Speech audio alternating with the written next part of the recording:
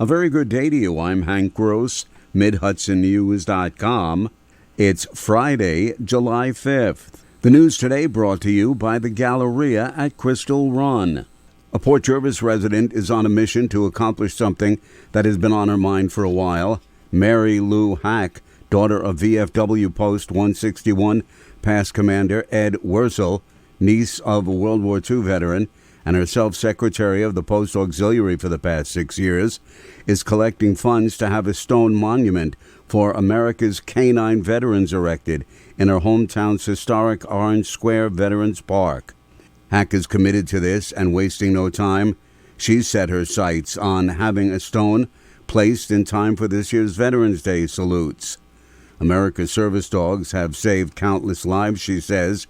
Many have been wounded or given up their lives for the handler. They are veterans and they deserve recognition, she said. The mayor of the city of Kingston would like motorists to slow down, so he has proposed to the Common Council a citywide 25-mile-per-hour speed limit. Mayor Stephen Noble says the number one concern of residents at the 3 ward meetings he's conducted thus far has been speeding in neighborhoods. He says he wants Kingston residents to know that he shares their concern. The proposed speed limit reduction is one of the many steps that he's taking to reduce crashes and increase safety while working to improve infrastructure, the mayor said. A study from the Governor's Highway Safety Association says there is a more than 20% decline in the odds of speeding for vehicles traveling faster than 35 miles an hour, with an 8.5% drop for vehicles going faster than 30 and 2.9% drop for vehicles driving over 25 miles an hour. The AAA Foundation for Traffic Safety says a pedestrian struck by a vehicle traveling 25 miles an hour has a 25% risk of sustaining a serious injury or fatal injury. That jumps to 50% at 33 miles an hour and 75% at 41 miles an hour.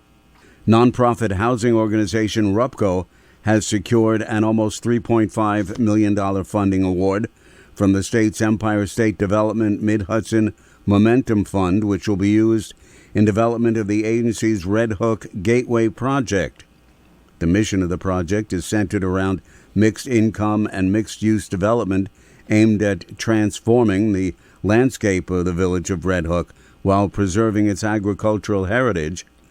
The Red Hook Gateway project is a collaborative effort involving RUPCO, the town and village of Red Hook, Scenic Hudson, and Dutchess County Land Conservancy. More news right after this. Find over 100 retailers allowing you to spend hours shopping safely at the Galleria at Crystal Run. Enjoy the big brands and the diverse selection of family-owned stores all in one location. The Galleria at Crystal Run offers dining options for everyone with Fuji, 110 Grill, Allen's Mediterranean Grill, and Peru Cuisine. Discover the Mid-Hudson Valley's premier shopping, dining, and entertainment destination, the Galleria at Crystal Run. For more information, follow us on Instagram, Facebook, or visit GalleriaCrystalRun.com. Several police and fire departments worked together to save several people and pets from the Hudson River after their boat capsized on Wednesday evening near the Newburgh Beacon Bridge. The rescue began at about 5:30 p.m. after 911 received a report of a 17-foot boat that had capsized north of the bridge, leaving 4 people without personal flotation devices in danger. The Chelsea Fire Department responded to the shoreline, while rescue boats from New Hamburg and City of Newburgh fire departments deployed toward the area. A state police helicopter was in the area and responded to search for the troubled boat from the air. The vessel was spotted from the air and guided the rescue boats to the location.